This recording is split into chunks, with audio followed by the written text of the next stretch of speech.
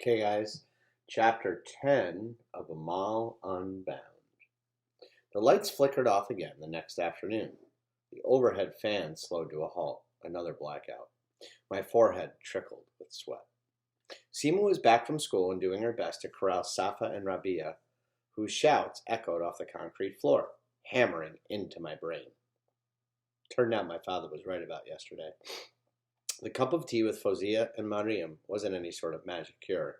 As usual, my mother spent the morning with the curtains drawn. She barely spoke a word when I went inside to check on her, and she was not on the mend. Maybe she never would be. I had to get out for a little while. I counted the money I needed for the market that day. Seema's back was turned to me. "Get your hands out of the flour," she yelled at a powder white Safa. "I'll get her," I wanted to say, but the words never left my mouth. I was I was allowed a few moments of peace without any of my sisters yanking at my sleeve. Wasn't I? Just once? I slipped past Seema and out the house. It was only a trip to the market, but I could cherish this time to myself. The sounds of tractors, bicycle bells, and children playing cricket in the street filled me with a sense of calm. I knew each store owner and vendor I passed. I knew their wives and their children. But today, traveling the same streets I'd walked hundreds of times before, without little hands to keep out of fruit stands, without tiny feet to steer around idling rickshaws, I noticed it all as though for the first time. The sun was hotter than usual for the time of year, but I even enjoyed this. Shakut's store was bustling. My neighbors filled the aisles, sifting through the vegetables and fruit. "Why is it so busy today?" I asked my neighbor Bacchus. "New arrivals, pomegranates, coconuts, apples," she replied. She waved at the shoppers with one hand and fanned her face with the newspaper with the other. "Needed some turmeric, but didn't know I'd have to fight these crowds. You'd think Shakut was giving things away for free." I squeezed through the aisle. 2 pomegranates rested in the crate perched next to the onions and apples. Red, sweet, delicious pomegranates. I counted my money. I had enough to buy one extra item, something small, just for me. I snatched one up as a woman grabbed the other. One of my neighbors argued with Shakut about bruised zucchini and squash. I grabbed a handful of onions and some ginger and leaned past her to pay. Slinging my satchel over my shoulder, I stepped back onto the dusty road. I gripped the red fruit in my palm. Maybe this pomegranate was the sign of hope I needed. A bit of sweetness after all the bitterness. I would share it with Omar and Seema. It didn't make everything better, but the thought made me happy. Even now I can remember how happy I felt in that moment. That moment before my world changed. 1 second I was standing. The next, slammed backwards on the ground. A car, black with darkened windows.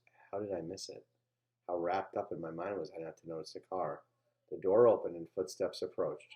I took in the clean-shaven face, the closely trimmed hair, the eyes hidden by dark sunglasses. People began to gather by the side of the road. Balikis, Hira, Shakut, customers from the market.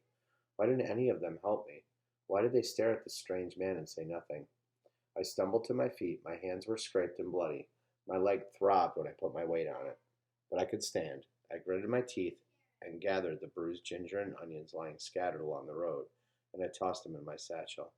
"You should pay better attention," the stranger said. I saw his hand reach down and pick up my pomegranate. He stepped closer to me. "Are you hurt?" he asked. "Where do you live? I'll take you home." He was smiling. His teeth were so white, the whitest I'd ever seen. "I'm fine," I told him. I reached up to adjust my chador, cloaking myself from him. I was about to walk away when I realized he was still holding my pomegranate, and he followed my gaze. "My mother loves these," he said. "You won't mind if I take this for her, will you? Of course I'll pay you for it, and you can buy more." "It was the last one. Will this do?" He pulled out a handful of money. What was he doing? Did he think I was a beggar? That everything was for sale? My mother's voice told me to let this go. Something was off with this man. Let him have the fruit and walk away. But all I could see was the red pomegranate and how he grasped it in his palm as though it was already his. I thought of my father who had no time for my dreams, my little sisters and their endless demands. Suddenly I felt tired of feeling powerless, tired of denying my own needs because someone else needed something more, including this man, this stranger. buying me off, denying me the smallest of pleasures. It's not for sale. So you'll give it without charge? His smirk taunted me. My scraped hands burned. You hit me with your car, and you want to take my things. My voice trembled. I heard it growing louder as if it were coming from someone else. I'm not giving it away, and I snatched it from his hand. The crowd murmured, and I started walking away. Stop! His voice was loud. It echoed off the buildings. I didn't stop. I walked quickly until I turned the corner toward home. Only then did I break into a run. The farther I ran, the sicker I felt. Who was that man? And what exactly had I done?